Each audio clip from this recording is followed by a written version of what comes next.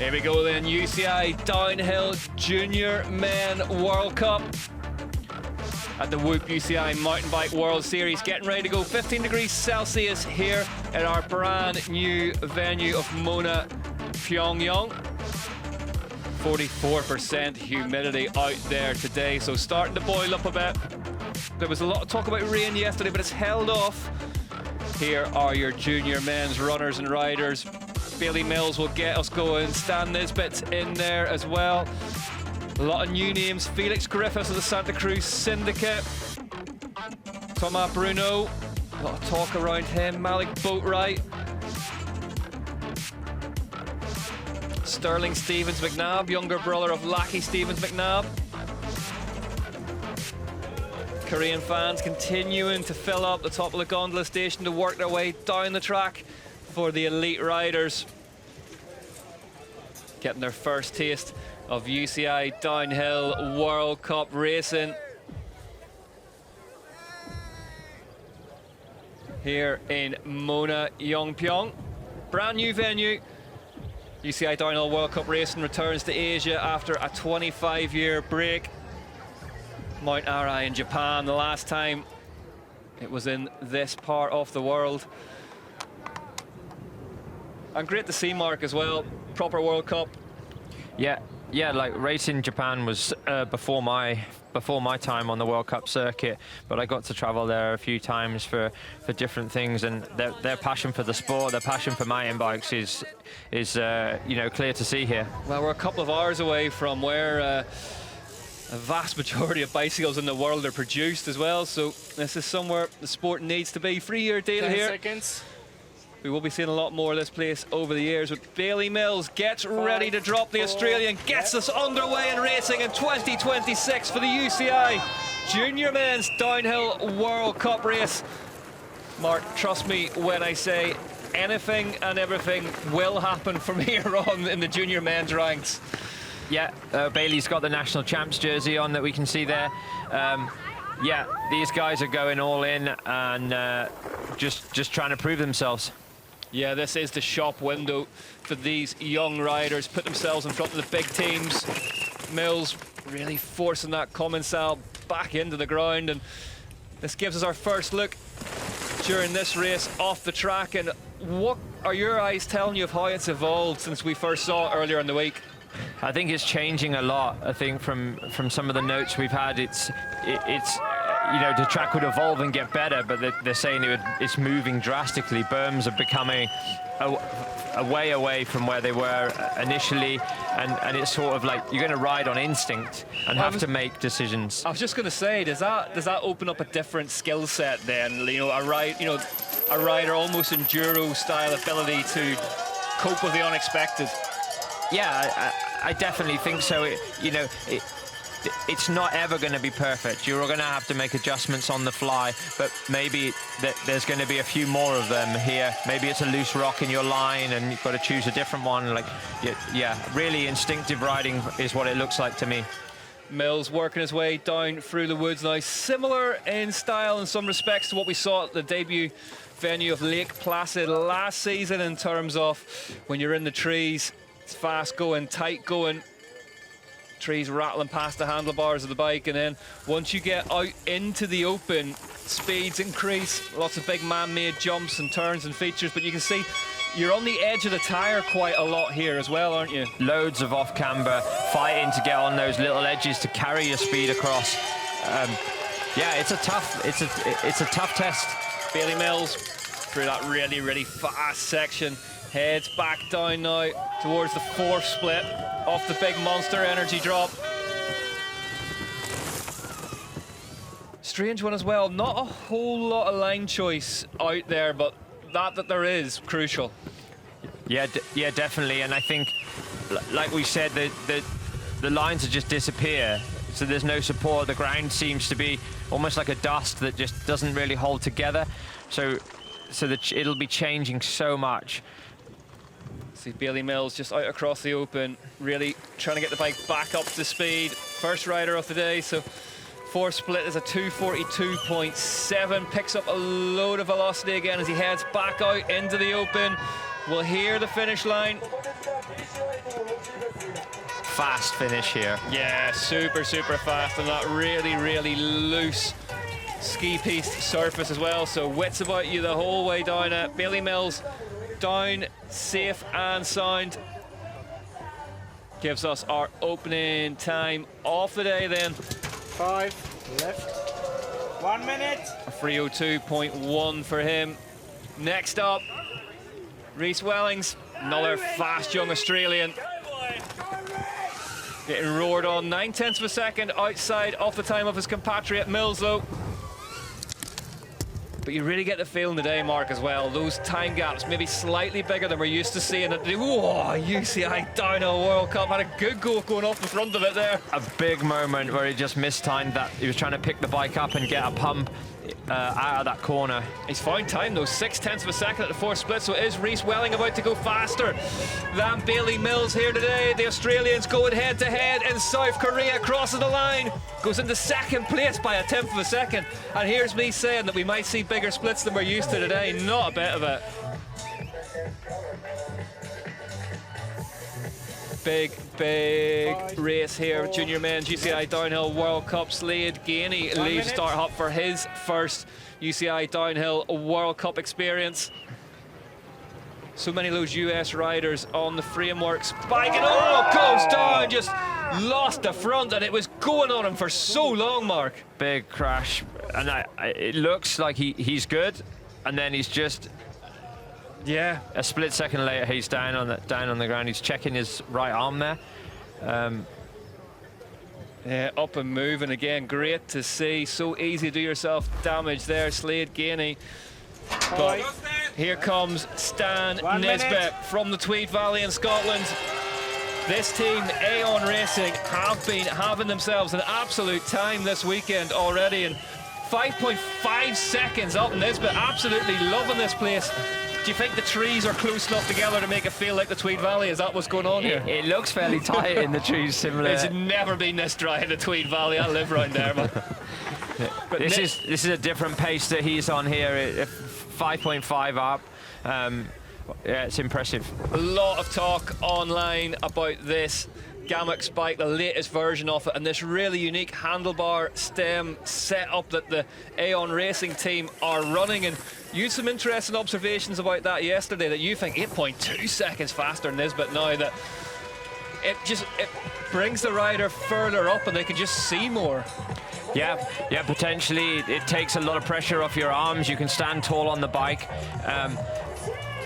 Stan Nisbet crosses the line and goes 8.8 seconds faster. Sorry, Mark, interrupted you. A big run from Stan there. It's a great line in the sand for the others to try and attack. But yeah, you reckon a bit more upright on that bike, you can get yourself in a better body position. Brian Cousin leaves the Start Hut for Australia. Fatigue's big on the longer track, so standing a bit taller, taking the pressure off your arms, putting it more onto your legs, you're using a bigger muscle group. You know, maybe there is something in that. The steering will be very direct, very quick. Yeah, it's interesting that they're really pushing forward in a different direction to others. Whoa, Brian Cousin there, Bryn Cousin, excuse me. Just getting crossed up on the way in there, so he's off. Yeah, it looked like he tried to just go a little bit wider there, and the back wheel got hooked up and shot him off. But yeah, I remember a certain young Mark Beaumont experiment with an upright stem. 5. Not that long ago. Left. Yes, we had a period where we tried the zero offset crowns and like direct steering there. Oh, Cohen Bundy front wheel just imploded on him there.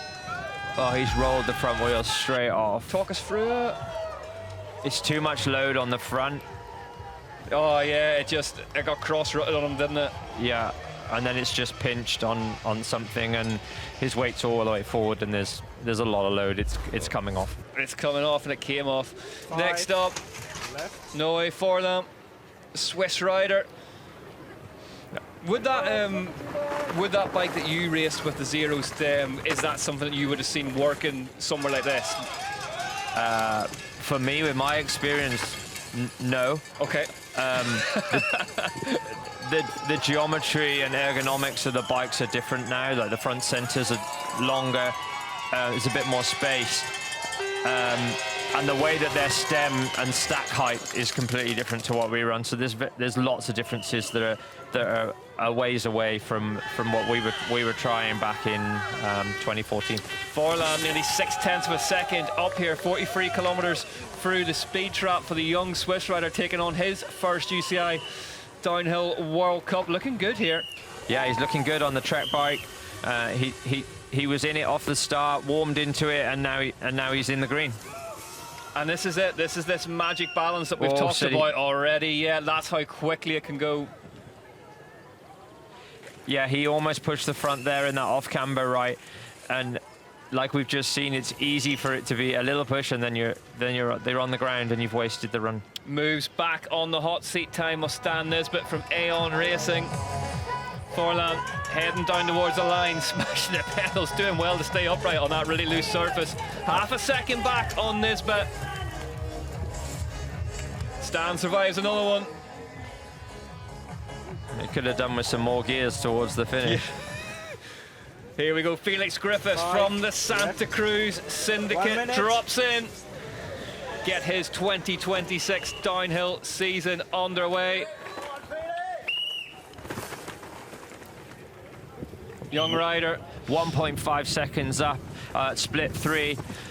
Steve Peat will be proud of him so far. He's in touch here. Yeah, 1.5 seconds, a big chunk of time for Felix Griffiths, and another rider we didn't see as much of last season as we would have wanted to with injury, and 1.1 seconds back, so he's lost a little bit of time, but still up by over a second at split 4. Really? Oh, survives a big one there. Felix Griffiths heads down towards the line, crosses it, and goes fastest by 0.9 of a second. Petey likes what he sees, and well he should. The Santa Cruz Syndicate into the hot seat already here in South Korea. 5, Seppi 4, Bensbergen 1 minute. leaves the Star Hut to take on that new fastest time set by Felix Griffiths. And Felix Griffiths nearly had the crash of all crashes in that final straight, but held on. We did see one earlier in the week on off that jump, and it wasn't very nice. That's not a nice place to crash. No place is ideal, but that place particularly suboptimal. Bensbergen 4.1 back at the third split, and it's really strange, Mark, just looking at it, is that the fast riders look extremely fast, and the group just below them look like they're really struggling to get the bikes up to speed on that surface. Yeah, maybe they've not found that rhythm, maybe they've not quite found that setup to get them comfortable, to push and feel confident, and we're seeing that with the times here. 5.8 seconds slower. He looks clean, Rick. He's not been down. Yeah. Just chasing it maybe a wee bit and not getting any reward for it. Next up, 1 minute. Number 5. we have Royal Schneeberger, another Swiss rider. Great to see the Swiss starting to make their presence felt in downhill. One of those nations that has never really been as fully represented on the downhill stage as you would expect. Huge in cross-country racing. 1.6 seconds back though for Schneeberger on that Santa Cruz Bergtech by Goodman squad. A lot of time for that team, Mark. Yeah, it's cool to see them investing in a satellite team, so to speak, and they seem to be having a good weekend so far. Yeah, DC from Bergtech will be there and loving the racing as ever. 4th across the line for Schneeberger, 3.1 seconds. There's your hot seat, Griffiths, Nisbet, and Forlan. Shake of the head from Schneeberger. Wanted a bit more for himself out of that one.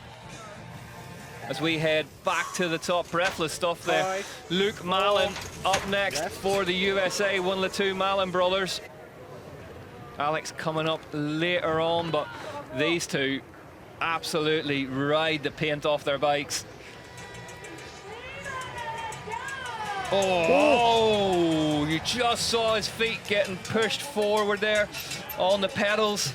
Horrible crash. Did he jump and land on something that hung him up to force his weight? I think he just got pushed forward there, yeah, you can see. Hopefully he's okay.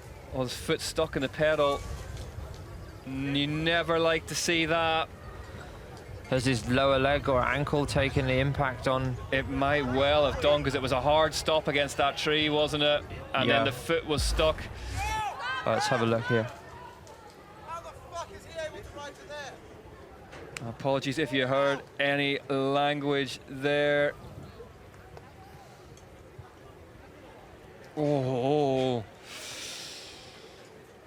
Mark just tapping his knee beside me in the booth, so maybe something in his leg. Yeah, the red flag was straight up as well, wasn't it? So hold on the course whilst we get Luke Mallon some medical attention. Medic straight there on the site.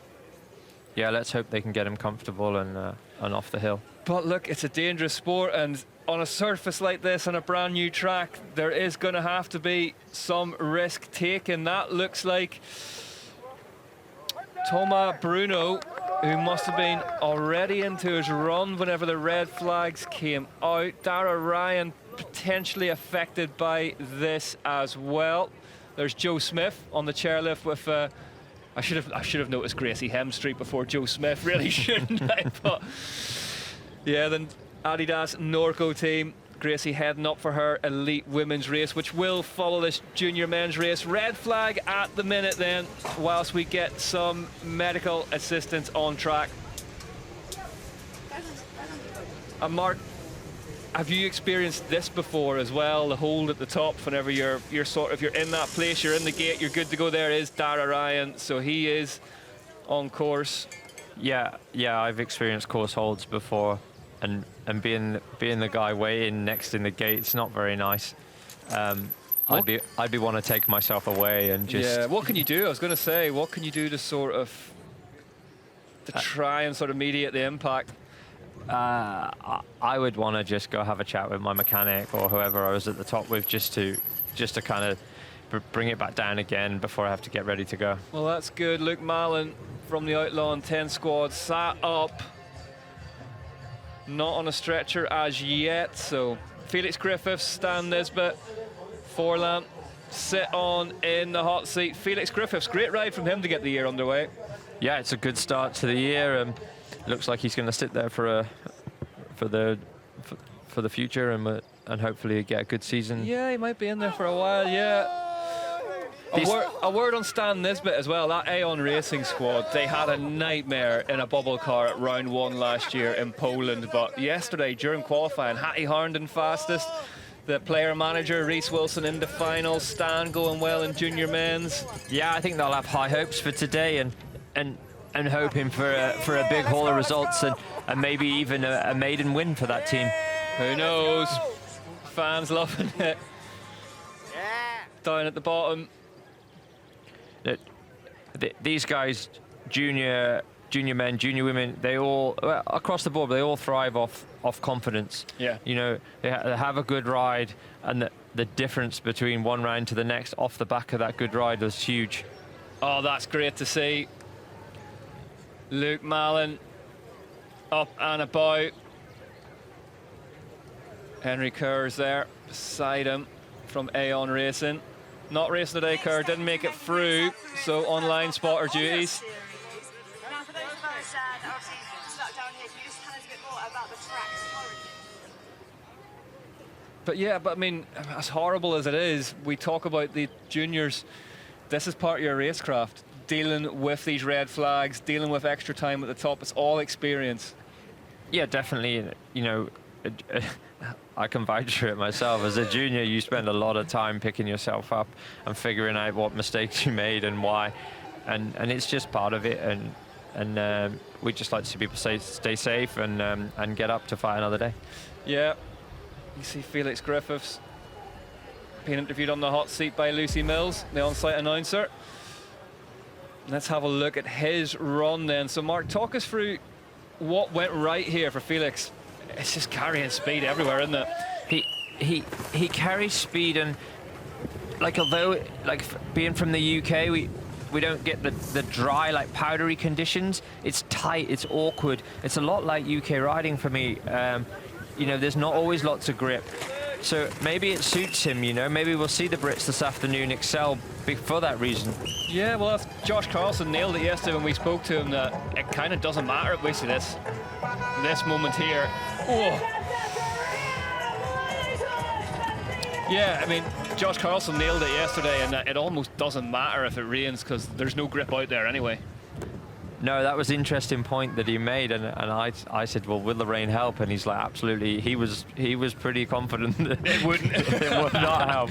So yeah, that was some good insight that we had from him yesterday. Tire-wise, we've seen different riders going back and forth with sort of more mud-specific tires, haven't we? Taller tread blocks on them. Is that to cut through this stuff? Is that a tactic you can use? I think it's just to get a braking edge that digs in, and they want something that when they get on the brakes, they've really got that bite. But the offset is that if it's a hard base and the knobby rolls, then you get sort of, it's kind of smears across the track. You don't get that sure-footedness of like change of direction. Yeah, it's a very, very complex riddle, the track here in Mona Yongpyong.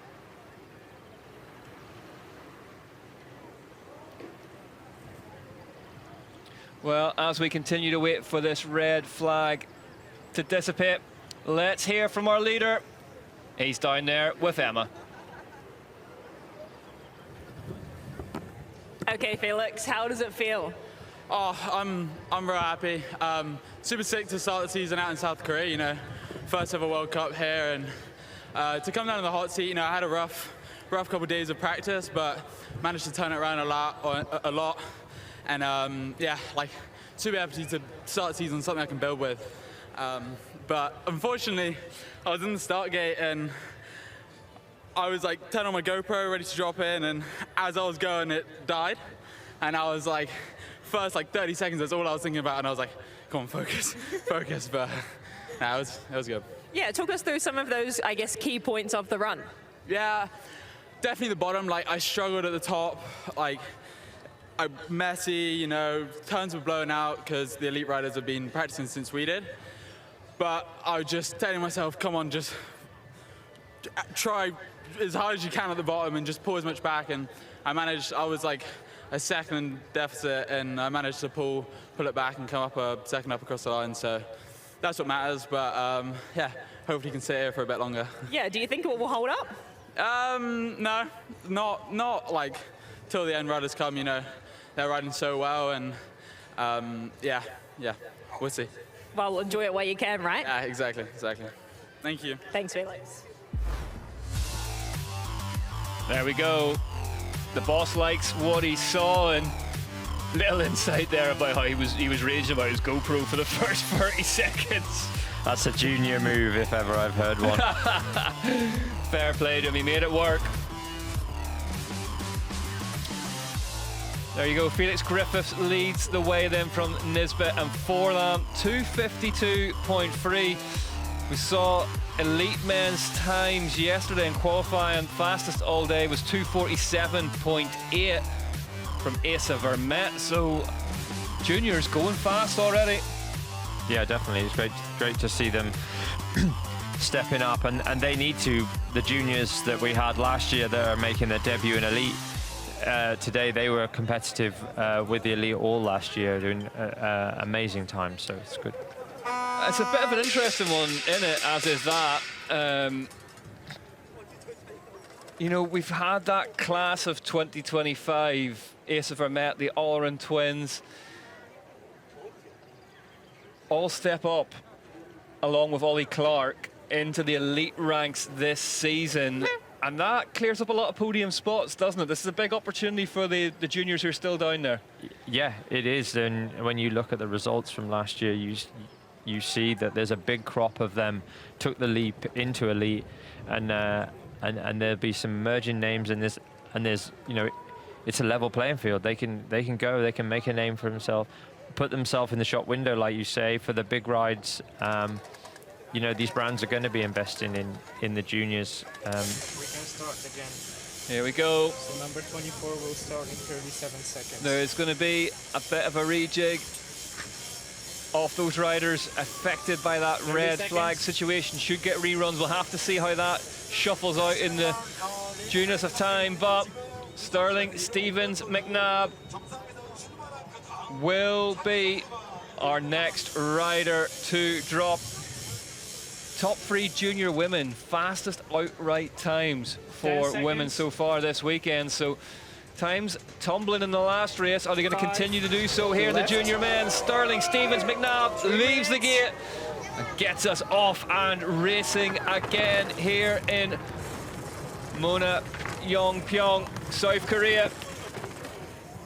Younger brother of Lockie Stevens McNabb. Big crash for Lockie yesterday. Yeah, we're hearing a concussion. I hope it's nothing too serious and he can get back and get his season underway. Yeah, but Sterling, really promising young rider in his own right. There's your top 5. Griffiths, Nisbet, Forlan leading the way here. He pushed the front just a little bit in that right just a few seconds ago. If you're just joining us, we have been affected by a course hold for Luke Mallon, but hopefully sitting upright and looking quite comfortable. Interesting, Ricky's choosing to go down the big step down after the step up there. Lots of people having problems with that obstacle in practice, and maybe it's a wind thing. Yeah, a lot of wind knocking around yesterday, certainly during the cross-country short track races, so maybe a factor today. What happens is they get a crosswind and it causes big problems on the jump. Can just knock your landing zone a wee bit, knock you off course, and you do not want to go off course here. No, absolutely not. 1.8 seconds back, Stevens, McNabb, and yeah, also, if you hook that corner up and go round it, you can get a nice slingshot effect down across the piste as well, so you can carry speed out of it, certainly. Yeah, it doesn't look like it's really slower. They can pile in there. They got loads of support in that left-hander, and then they pick up and pump over the landing of the step down, and like you say, they're straight and ready for the next corners. Sterling Stevens McNabb on clips and just skates his way across that off-camber. Don't think he lost too much time, but it certainly won't have helped him.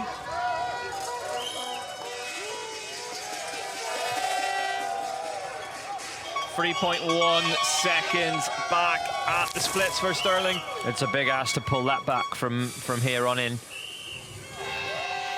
Yeah. Oh, off the Monster Energy drop, but was nearly off it the hard way out the front door, but managed to hold it all together. 42 kilometers an hour through the speed trap now for Sterling Stevens McNabb, excuse me.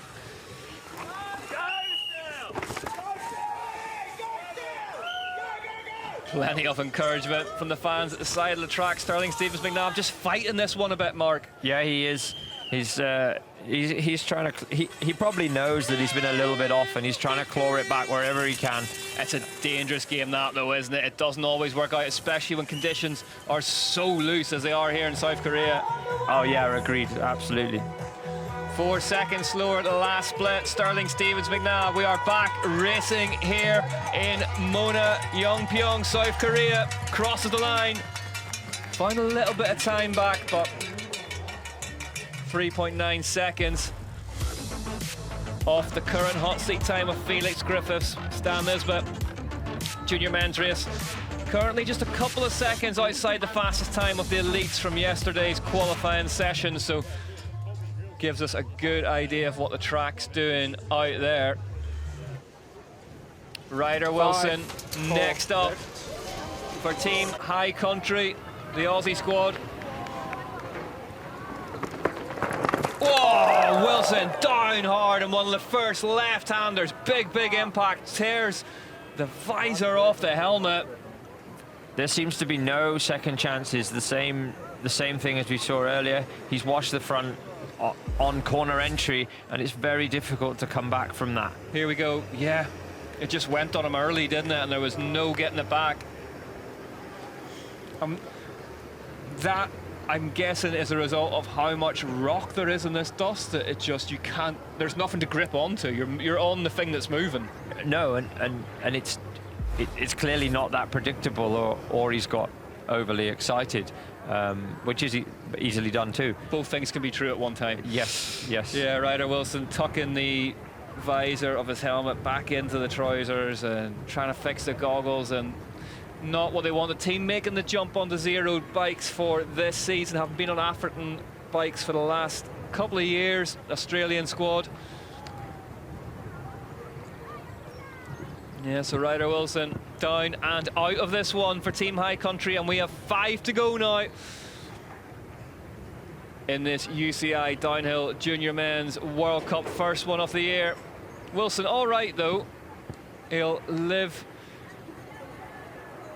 to talk about it another day, but not the way you want your season to start. And as we say, you're not human if you don't feel the pressure of having traveled all this distance to race and made finals, and then, you know, you're up there. And again, affected by the red flag, he's had a bit more time to build on those nerves, and it's just probably affected his rhythm slightly.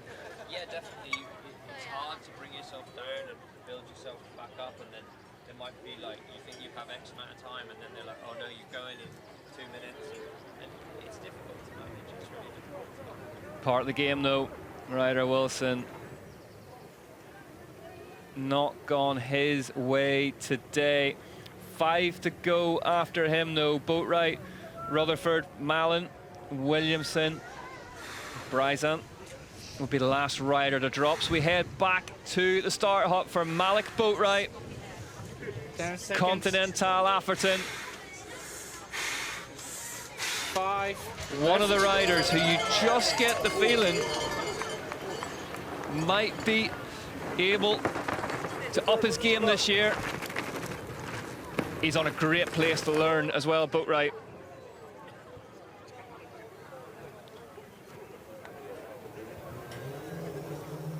On that prototype Atherton racing machine. Just trying to get a look, Mark, to see if that's one of the bikes with a belt drive on it. Belt instead of a chain, which we saw very successful in the elite ranks yesterday, belt-driven bikes, so maybe just able to deal with the chop a bit better. Yeah, potentially. It is, yeah. A few teams trying it. I think they were testing it, so I think they've got Malik on one too. 0.05 of a second faster. Boatwright at the first split, so top 5 here. The junior men's race, things getting serious, and Boatwright, as it stands, is in the lead of this race, but there's a lot of South Korean dirt and dust ahead of him. Not much support on that left-hander entering the woods, so something to be aware of. Yeah, another young rider in a great position to just, yeah, really nice through there. 0.7 of a second. He's building here, Mark. Yeah, you see how he just nipped inside of the main line, caught the end of the more support there. Boatwright across the gap, looking really good here. And you can see just that really just beaten up left-hand drop. Full of rubble. Makes that inside line nicely, cuts back across.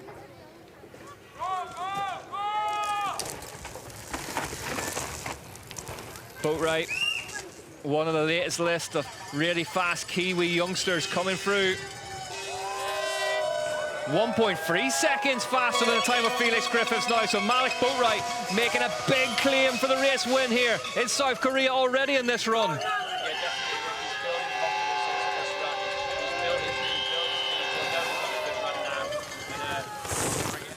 Over the Monster Energy drop, briefly out into the open, this really super fast section that you really like to look off through here. Yeah, 46.1 kilometers through the speed. Boatwright, really nicely done through there. If there's been any mistakes, we haven't seen them so far. Malik Boatwright looking fast on track here. Inside again, exiting the woods. Got the win at the Crankworks World Tour in Christchurch Redemption Downhill earlier in the season. Maintains that 1.3 second lead. He's holding station here, Boatwright. Needs a really clean final split. We know this last corner after this gap jump, treacherous, cuts across it, no problem for him. Heads down towards the line. Is this going to be the new fastest time of the day for Malik Boatwright? Goes fastest in South Korea by 1.4 seconds. Mark, take your hat off to him. What a run. Yeah, I like what I saw there. He had some smart lines inside of the holes, staying out of the rough, and he looked good. Struck that perfect balance, and he didn't push too hard, didn't rush at things, but got it done. 5, 4. Next up, Camden Rutherford, Nuke-Proof Axis Racing. Another fast Kiwi rider, new on this team this season. Back on Nuke-Proof bikes, great to see. With the rave-influenced racing kit, Nick Larson at the pens again. Yeah, I'm thinking a little bit 80s jet ski with that colourway. Yeah, the Kenny Pars jet ski. But Camden Rutherford qualified comfortably inside the top 5 fastest You see, goes round that big gap as well. I wonder if that is a wind issue, because you can see a sort of a ripple on the jersey sleeves there. 300th of a second outside that time of Malik Boatwright. So we've got a bike race on our hands here.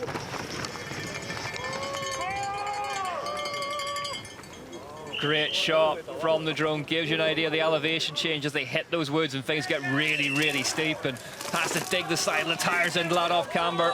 Is opting to ride the main line there, different to what Malik did previously. 0.7 of a second back at the second split for Rutherford. Looking good though so far. Oh, nice little gap there before that double jump. Sort of Brosnan-esque on the bike, isn't he? Yeah, he looks good, very efficient. Heading down towards the third split on the big nuke proof in the 17, and looking really nice, neat and tidy. There's just maybe lost a little bit of time on that right handle there. Back end stepped over the edge on him. Has to unclip there. It's getting scruffy from Rutherford now. It's a bit of a precaution. Get your foot out and just make sure you get across, and then carry on your fight after that section that he's unsure. There you go. He's lost over a second. 1.1 has been lost in there to Malik Boatwright. I'm just starting to wonder, is Camden Rutherford starting to chase this a bit much now?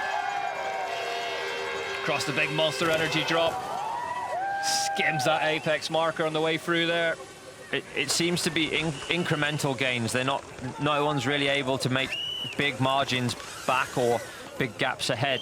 Nearly 45.5 kilometers an hour through the speed trap for Rutherford. So still in the hunt here, Camden Rutherford, but needs a big split time here if he wants to bring this one back. It is great, Rick, though, to see Nuke Proof back on the World Cup scene and having a team and a presence that's really cool. 1.1 seconds, so he's found over half a second. Camden Rutherford, is he on for a grandstand finish here? This should put him onto the hot seat, but where on the hot seat is this going to add up to? Here he comes, Camden Rutherford. Second place, found even more time, but Malik Boatwright hangs on. Stan Nisbet departs the top three. Great ride from Nisbet, went deep into this one. Two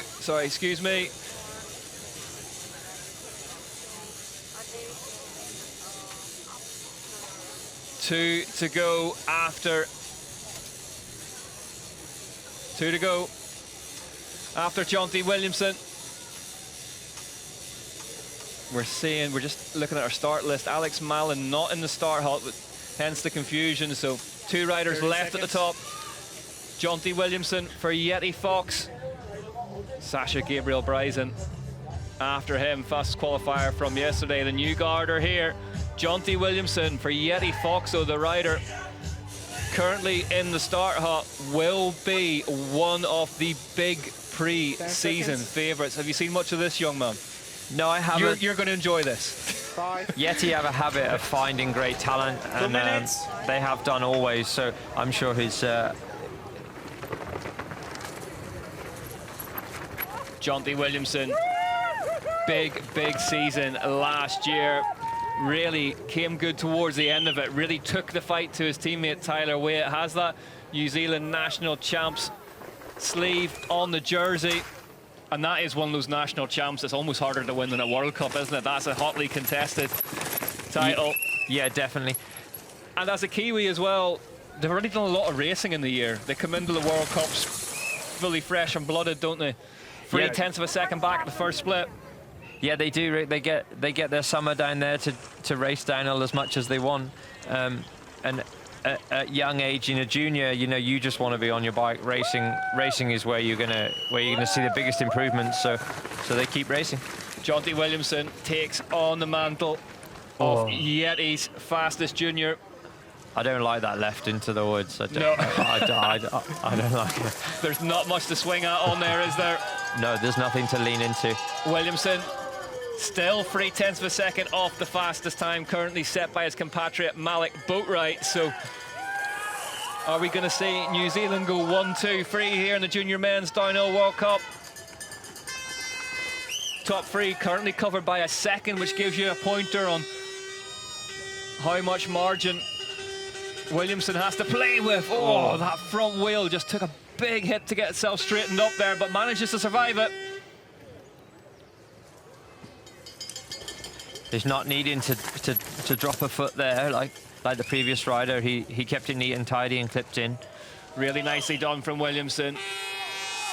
Seems to have tidied things up. 1.2 seconds back. He's lost nearly a second somewhere, Mark. I haven't seen it wherever it was. No, I've not seen anything. But this one not going his way in the middle of the run. Jonty Williamson needs to get a wriggle on here. So fast through that open section as well. And big part of this course today, Mark, is that adjustment to speed. You know, I mean, you're a lot of the time you're waiting on the edge of the tire for the bike to hook up, and then all of a sudden it's Star Wars speed. Yeah. And you just staying off the brakes a couple more bike lengths is going to pay dividends. Williamson nearly losing the front there, has to take a big dab. That will have lost him a chunk of time, but no, he's gone faster by 1/10 of a second. Where's that come from? Unbelievable section from Jonty Williamson, and just as we thought he'd begun to give up on it, comes back into the green now. Just one split to go. Jonty Williamson, is he about to pull off one of the biggest comebacks we've seen in a long time? Williamson goes fastest by 0.2 of a second. Where did he find that time, Mark? It goes against everything that we've said. He's managed to dig himself out of a hole and go into the lead by 0.2 is impressive. Huge run that. The second half of that run turned around at Jonty Williamson, and here is your fastest qualifier from yesterday. The last rider is on course. He only has one rider to survive at the bottom. Here's Bryson coming. Let's get him into the first split. This looks aggressive, Rick. Overjumped that double there. Yeah, first time I've seen this guy on course this season, Bryson. He's faster though, by 0.05 of a second. We know that Williamson left a load of time up top here. Nicely through there. Cries of Ale Sasha from the side of the course. Oh, lost time. Yeah, push in the front there in that left-hander. There's a big guy on the bike. Yeah, gets a tall structure. 0.2 of a second faster though. Where are these times coming from? Maybe we're now seeing that once they get up to that edge, it doesn't have to be tidy anymore. No, definitely being more aggressive with it now. Bryson over the Monster Energy gap jump. Sets up nicely across there. Bryson heads towards the fourth split. What's that going to tell us? Tracking really well across that off camber. 45 kilometers an hour through the speed trap.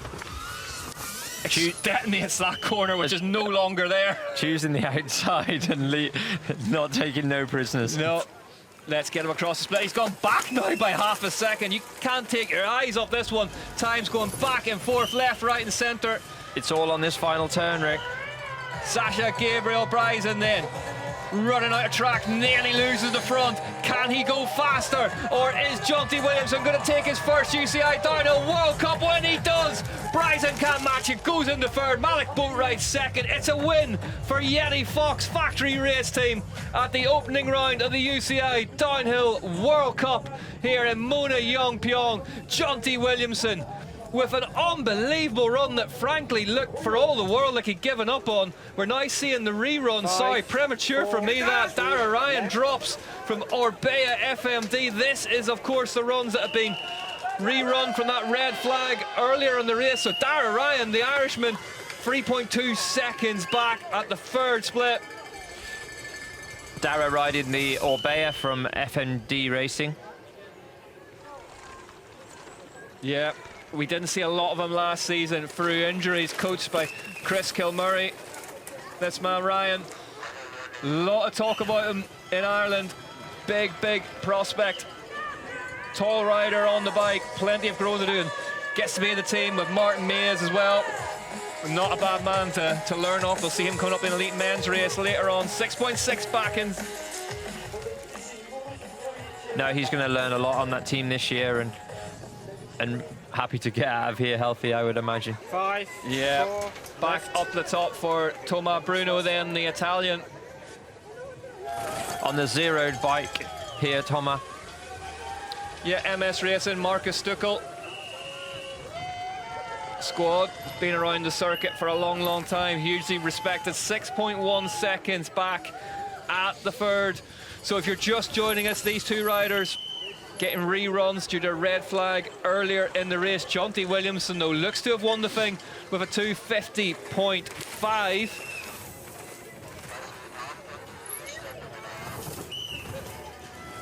So for some reference on that, Asa Vermette fastest with 247.8 yesterday, but Q2 in the elite men's was a 250 as well. So the juniors up on their game here. 8.1 back for Thomas Bruno, the Italian, crosses the line.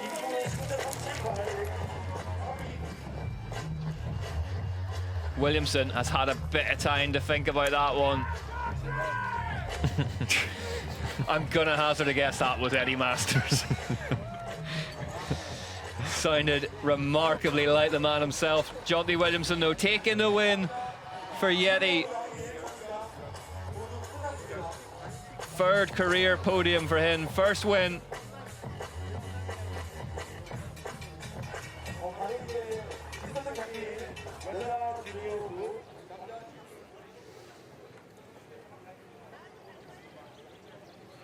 Jonty Williamson then, 0.2 of a second, taking the victory from Malik Boatwright. Some run from Boatwright.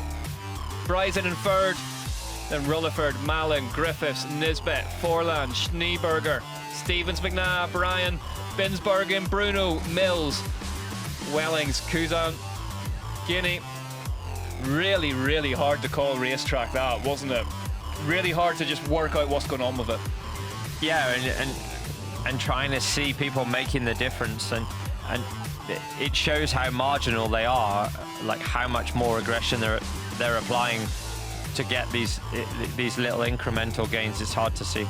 Yeah, the middle of this one, I honestly thought Williamson had kind of given up on it. He seemed to have like stopped pushing, and all of a sudden the splits turned green, and maybe that's the secret. Stop trying to force the issue and just go faster. Yeah.